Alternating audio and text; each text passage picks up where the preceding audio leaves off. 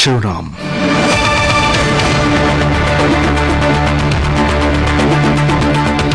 দখলদারি, জুলুম এবং সাম্রাজ্যবাদের বিরুদ্ধে প্রতিরোধ অব্যাহত থাকবে বলেছেন ইরানের সর্বোচ্চ নেতা।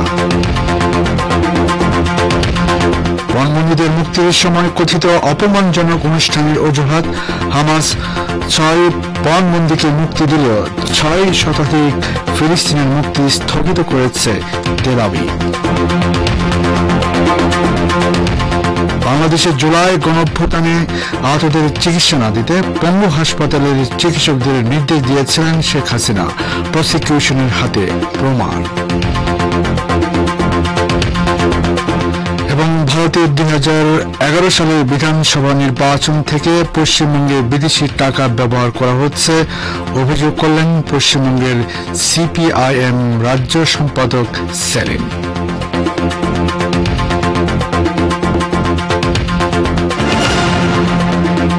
আসসালামু আলাইকুম। সংবাদ শিরোনামগুলো শুনেন, এবার বিস্তারিত পরিবেশনে আছি আমি বাবুল আখতার। হিজবুল্লাহ নেতা শহীদ সৈয়দ হাসান নাসরুল্লাহ এবং সৈয়দ হাশেম সাফিউদ্দিনের জানাজা ও দাফন উপলক্ষে ইরানের সর্বোচ্চ নেতা আয়াতুল্লাহিল উজমা সৈয়দ আলী খামেনি বার্তা দিয়েছেন। আজ লেবাননের রাজধানী বৈরুতে অনুষ্ঠিত জানাজা অনুষ্ঠানে এই বার্তা পাঠ করা হয়েছে। এই বার্তায় তিনি বলেছেন, মহান মুজাহিদ এবং এ অঞ্চলের প্রতিরোধের শীর্ষস্থানীয় নেতা সৈয়দ হাসান নাসরুল্লাহ এখন সম্মান মর্যাদার শীর্ষে অবস্থান করছেন। সৈয়দ হাসান নাসরুল্লাহর পবিত্র দেহ লেবাননে অর্থাৎ আল্লাহর পথে জিহাদের ভূমিতে সমাহিত করা হবে, কিন্তু তার আত্মা এবং তার পথ প্রতিদিন আরো মহিমান্বিত ও উজ্জ্বল হয়ে উঠবে ইনশাআল্লাহ। তার আত্মা এবং পন্থা ওইসব মানুষদের জন্য পথ আলোকিত করবে যারা তাকে অনুসরণ করে। তিনি আরো বলেন, শত্রুদের জানা উচিত দখলদারি, জুলুম এবং সাম্রাজ্যবাদের বিরুদ্ধে প্রতিরোধ কখনো শেষ হবে না। আল্লাহর ইচ্ছায় লক্ষ্যে পৌঁছানোর আগ পর্যন্ত প্রতিরোধ অব্যাহত থাকবে। আয়াতুল্লাহ খামেনি আরো বলেন, সৈয়দ হাশেম সাফিউদ্দিনের সুখ্যাতি এবং নুরানি মুখাবব এই অঞ্চলের ইতিহাসে একটি উজ্জ্বল নক্ষত্র। তিনি লেবাননের প্রতিরোধী নেতৃত্বের একজন ঘনিষ্ঠ সহচর এবং অবিচ্ছেদ্য অংশ ছিলেন। সর্বোচ্চ নেতা বলেন, এ দুই সম্মানিত মুজাহিদের পাশাপাশি সম্প্রতি শাহাদাত বরণকারী অন্যান্য সাহসী ও আত্মত্যাগী যোদ্ধাদের উপর আল্লাহ এবং তার পুণ্যবান বান্দাদের সালাম বর্ষিত হোক। ইসলামের সকল শহীদের উপর আল্লাহর সালাম বর্ষিত হোক। হে আমার প্রিয় সন্তান লেবাননের বীর যুবকেরা, তোমাদের প্রতি আমার বিশেষ সালাম।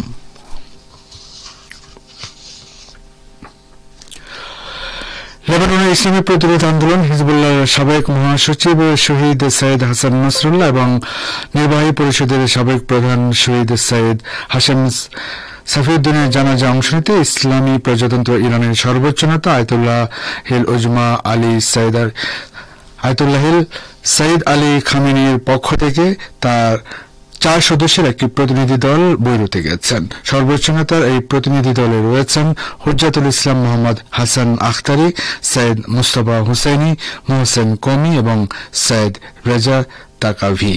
শহীদ সৈয়দ হাসান নাসরুল্লাহ এবং শহীদ সাফিউদ্দিনের জানাজা অনুষ্ঠানে ইসলামী বিপ্লবের নেতা আয়াতুল্লাহ খামেনির লিখিত বাণী পাঠ করবেন সর্বোচ্চ নেতার প্রতিনিধি দলের সদস্য সৈয়দ মুস্তফা হুসাইনি। তিনি ইরাকে আয়াতুল্লাহ সৈয়দ আলী খামেনির প্রতিনিধি হিসেবে দায়িত্ব পালন করছেন। আজই লেবাননের রাজধানী বৈরুতে 2 মহান শহীদের জানাজা ও দাফন সম্পন্ন হওয়ার কথা রয়েছে।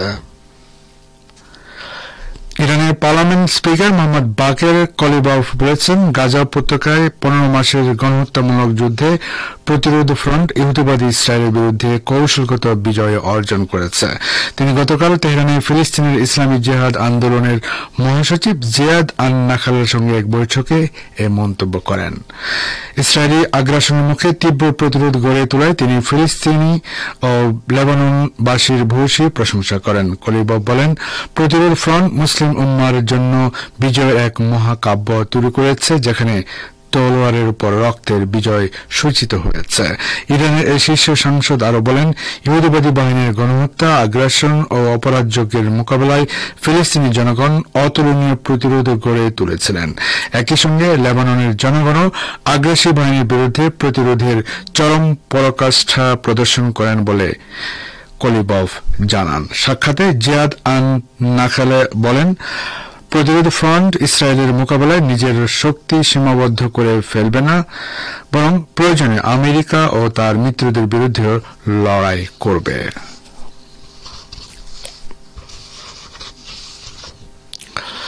ফিলিস্তিনের ইসলামী প্রতিরোধ আন্দোলন হামাস গতকাল ইসরায়েলের আরো 6 বন্দীকে মুক্তি দিলেও অপহৃত 6 শতাধিক ফিলিস্তিনের মুক্তির বিষয়টি স্থগিত করেছে দখলদার সরকার। ইসরায়েলের প্রধানমন্ত্রী বেনিয়ামিন নেতানিয়াহু বলেছেন, সর্বশেষ মুক্তি পাওয়া বন্দীদের অপমানজনক অনুষ্ঠানের মাধ্যমে তেল আবিবের হাতে তুলে দেওয়া হয়েছে, তাই আপাতত ফিলিস্তিনি বন্দীদের মুক্তি দেওয়া হবে না। আজ ভোরে এক বিবৃতিতে নেতানিয়াহু বলেন, অপমানজনক অনুষ্ঠানের মাধ্যমে আমাদের বন্দীদের অসম্মান করা এবং অপপ্রচারের জন্য বন্দীদের নিন্দনীয়ভাবে ব্যবহার করা সহ হামাস বারবার যুদ্ধবিরতির চুক্তি লঙ্ঘন করছে। এ কারণে পরবর্তী ধাপে অপমানজনক অনুষ্ঠান ছাড়া বন্দীদের মুক্তি না দেওয়া পর্যন্ত শনিবার যেসব ফিলিস্তিনিকে মুক্তি দেওয়ার পরিকল্পনা করা হয়েছিল তাদের ছাড়া হবে না।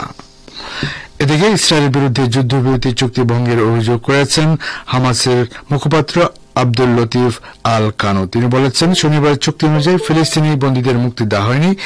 ইসরায়েলকে চুক্তির অবশিষ্ট শর্তাবলী এবং মানবিক প্রটোকল বাস্তবায়নের প্রতি প্রতিশ্রুতিবদ্ধ থাকতে হবে। ইসলামী প্রজাতন্ত্র ইরানের নৌবাহিনীর কমান্ডার রিয়ার অ্যাডমিরাল শাহরাম ইরানি জানিয়েছেন, আন্তর্জাতিক পানি সীমায় একযোগে 5টি কার্যকর এবং প্রশিক্ষণ নৌবহর মোতায়েন করা হয়েছে। তিনি বলেন, এ পদক্ষেপ আন্তর্জাতিক জল সীমায় দেশের ক্রমবর্ধমান নৌ উপস্থিতির কথা ইঙ্গিত করে।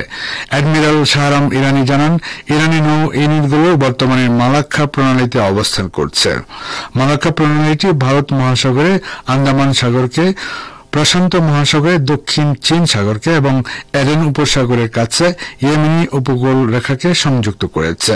ইরানের এই সামরিক কর্মকর্তা আরও নিশ্চিত করেন যে নৌবাহিনী ভারত মহাসাগরের অন্যান্য স্থানীয় দেশীয় সামরিক জাহাজের মাধ্যমে উল্লেখযোগ্য উপস্থিতি বজায় রেখেছে। শনিবার শুরু হওয়া এই বিশাল মহড়ায় সেনাবাহিনী, স্থলবাহিনী, বিমান বাহিনী, নৌবাহিনী এবং বিমান প্রতিরক্ষা বাহিনীর পাশাপাশি দেশটির খাতামুল আম্বিয়া ঘাঁটির যুদ্ধ ক্ষমতার একটি অংশ প্রদর্শন করা হয়েছে।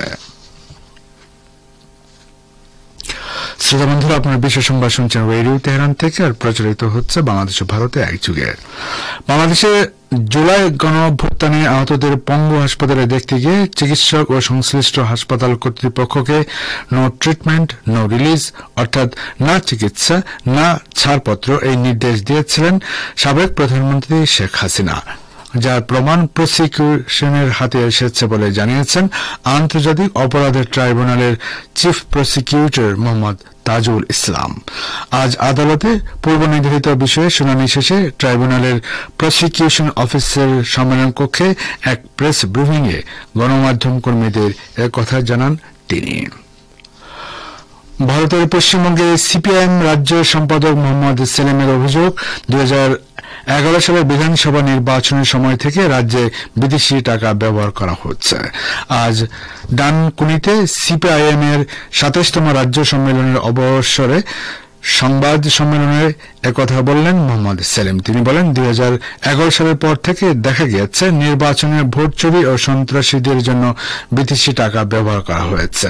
বিদেশের টাকা চিট ফান্ডের নাম করে এই রাজ্যের তৃণমূলের ঘরে ঢুকেছে। মানুষের ভোট প্রভাবিত করার জন্য বিজেপি এবং তৃণমূল উভয়ই বিদেশি টাকা ব্যবহার করেছে, তাই তারা পরস্পরকে দোষারোপ করে না। শ্রোতা বন্ধুরা, যাচ্ছে একটি সংক্ষিপ্ত বিরতিতে, সঙ্গে থাকুন।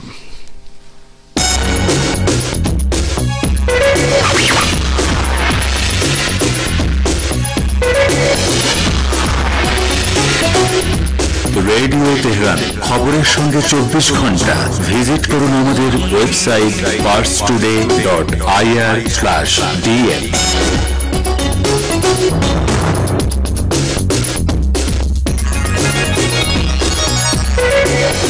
আবার ফিরছে বিশ্ব সংবাদে। অধিকৃত ফিলিস্তিনের পশ্চিমতে ইহুদিবাদী ইসরায়েলি বাহিনী 2 ফিলিস্তিনি শিশুকে পেটে ও পিঠে গুলি করে হত্যা করেছে।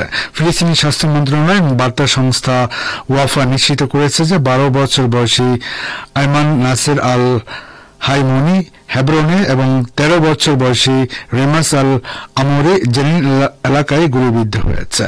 হেব্রনের দক্ষিণে আত্মীয় বাড়িতে বেড়ানোর সময় আল হাইমনির উপর গুলি চালায় ইসরায়েলি বর্বর সেনারা। গুলিবিদ্ধ হওয়ার পর তাকে দ্রুত হাসপাতালে নিয়ে যাওয়া হয়, কিন্তু সেখানে এসে মারা যায়। এছাড়া আল আমরির পেটে গুলিবিদ্ধ হয় এবং জেনিন সরকারি হাসপাতালে নিয়ে যাওয়া হয়। সেখানে তাকে কিছুক্ষণ পরে মৃত ঘোষণা করা হয়।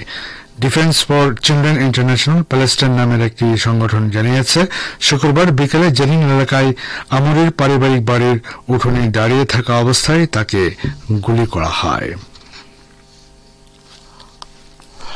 একটি মার্কিন F-16 যুদ্ধবিমান লক্ষ্য করে ভূমি থেকে আকাশে নিক্ষেপযোগ্য ক্ষেপণাস্ত্র নিক্ষেপ করেছে ইয়েমেনের সশস্ত্র বাহিনী। গত 19 ফেব্রুয়ারি ঘটনা ঘটে বলে শনিবার মার্কিন নিউজ চ্যানেল ফক্স নিউজ খবর দিয়েছে। পেন্টাগনের সিনিয়র কর্মকর্তাদের উদ্ধৃতি দিয়ে চ্যানেলটি জানায়, ইয়েমেনের লোহিত সাগর উপকূলের আকাশ দিয়ে উড়ে যাওয়ার সময় যুদ্ধ বিমানটিতে হামলা চালানো হয়, তবে ক্ষেপণাস্ত্রটি লক্ষ্যভ্রষ্ট হয়। একই দিনে একটি অত্যাধুনিক মার্কিন MQ-9 ড্রোন লক্ষ্য করে ভূমি থেকে আকাশে নিক্ষেপযোগ্য ক্ষেপণাস্ত্র ছুড়ে ইয়েমেন। গাজা যুদ্ধের দীর্ঘ 15 মাসে এ ধরনের বেশ কিছু মার্কিন ড্রোন ভূপাতিত করেছে ইয়েমেন। অবশ্য ফক্স নিউজে প্রকাশিত এসব খবরের ব্যাপারে ইয়েমেনের সশস্ত্র বাহিনী কোনো মন্তব্য করেনি। মার্কিন প্রেসিডেন্ট ডোনাল্ড ট্রাম্প বলেছেন, শীঘ্রই ভারত ও চীনের মতো দেশগুলোর উপর পারস্পরিক শুল্ক আরোপ করা হবে। মার্কিন পণ্যের উপর এই দেশগুলো যে শুল্ক আরোপ করে, আমেরিকাও সেই একই শুল্ক আরোপ করবে।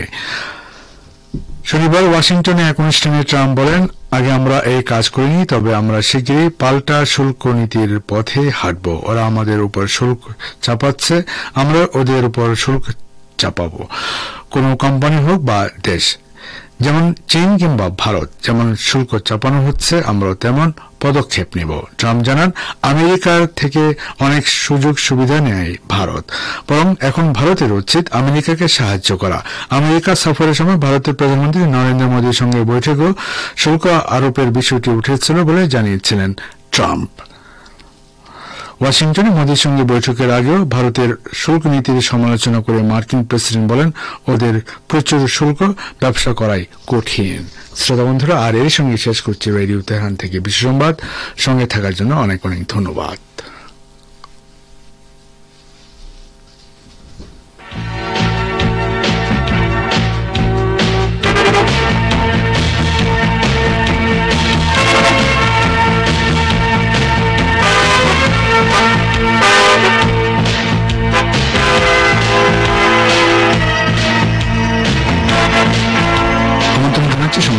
অনুষ্ঠান দৃষ্টিপাতে আগামী ফার্সি বছরের প্রথম দিকে তৃতীয় ইরান আফ্রিকা অর্থনৈতিক সহযোগিতার শীর্ষ সম্মেলন এবং এক্সপো 2025 প্রদর্শনী আয়োজনের ঘোষণা দিয়েছে ইরান। এ সম্পর্কে আজকের দৃষ্টিপাতে রয়েছে আমাদের ভাষ্যকারের একটি পর্যালোচনা।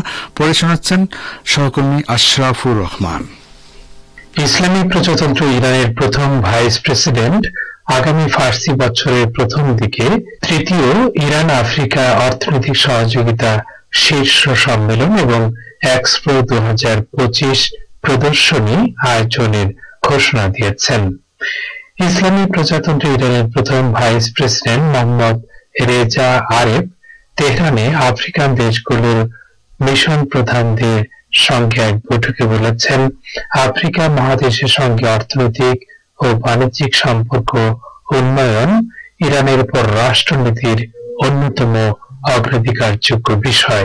আরেফ আরো বলেছেন, আগামী বছরের শুরুতে তৃতীয় ইরান আফ্রিকা অর্থনৈতিক সহযোগিতা শীর্ষ সম্মেলন এবং এক্সপো 2025 প্রদর্শনী আয়োজন ইরানের 14তম সরকারের এজেন্ডায় রয়েছে। আরেফ জোর দিয়ে বলেন, আফ্রিকা মহাদেশের সাথে ইরানের সহযোগিতার বিস্তৃতি দ্বিপাক্ষিক, বহুপাক্ষিক ও আঞ্চলিক পর্যায়ে। আমাদের যে সক্ষমতা ও সুযোগ সুবিধা রয়েছে সেসবকে একত্রিত করে এবং সমন্বয় করে আমরা সম্পর্ক উন্নয়নে এবং আমাদের জনগণের সেবায় আরো ভালোভাবে কাজে লাগাতে পারি। ইরানের পররাষ্ট্র মন্ত্রণালয়ের মুখপাত্র ইসমাইল বাকাই সামাজিক যোগাযোগ মাধ্যম এক্সে এক বার্তায় লিখেছেন, আফ্রিকান ইউনিয়নের পর্যবেক্ষক সদস্য হিসেবে ইরান 2025 সালের 15 ও 16 ফেব্রুয়ারি 38তম আফ্রিকান ইউনিয়ন শীর্ষ সম্মেলনের সফল আয়োজনের জন্য অভিনন্দন জানায় এবং ইউনিয়নের নতুন কমিশন চেয়ারম্যান এবং তার ডেপুটি এর সাফল্য কামনা করে। বাকাই আরো বলেন, তেহরানে বসবাসকারী আফ্রিকান দেশগুলোর রাষ্ট্রদূতদের সাথে ইরানের প্রথম ভাইস প্রেসিডেন্টের সাম্প্রতিক বৈঠক বিভিন্ন ক্ষেত্রে আফ্রিকান দেশগুলোর সাথে সম্পর্ক জোরদার এবং সহযোগিতা সম্প্রসারণের জন্য ইরানের দৃঢ় সংকল্পের বিষয়টি তুলে ধরে। ইরানের কৃষিমন্ত্রী গোলাম রেজা নুরি তেহরানে সুদানের পররাষ্ট্রমন্ত্রী আলী ইউসুফ আহমেদ আল শারিফের সঙ্গে দেখা করেছেন। মে মাসের প্রথম সপ্তাহে দুই দেশের মধ্যে একটি যৌথ অর্থনৈতিক কমিশন অনুষ্ঠিত হওয়ার কথা উল্লেখ করে তিনি বলেন, ইরান সুদানের গবেষকদের উদ্ভিদ ও পশুপালনের ক্ষেত্রে তার 100 বছরের গবেষণার ফলাফল ও অভিজ্ঞতা সরবরাহ করতে প্রস্তুত রয়েছে।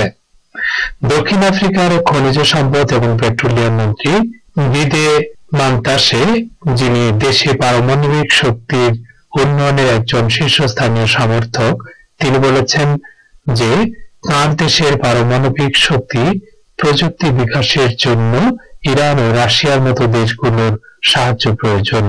উল্লেখ্য, ইরান, রাশিয়া ও দক্ষিণ আফ্রিকা ব্রিক্সের সদস্য। তেহরানে নিযুক্ত নাইজারের রাষ্ট্রদূত সেদু জেটাও আলী ইরানের সম্প্রচার সংস্থার পররাষ্ট্র বিভাগের উপপরিচালক আহমেদ নওরুজির সঙ্গে দেখা করেছেন এবং দুই দেশের মধ্যে মিডিয়া সহযোগিতা সম্প্রসারণ সহ বিভিন্ন বিষয় নিয়ে আলোচনা করেছেন। সাক্ষাৎকারে আহমেদ নওরুজি আশা প্রকাশ করেন যে এই আলোচনাগুলো মিডিয়ার ক্ষেত্রে ইসলামী প্রজাতন্ত্র ইরান এবং নাইজারের মধ্যে দ্বিপাক্ষিক সহযোগিতা বিকাশে সহায়তা করবে।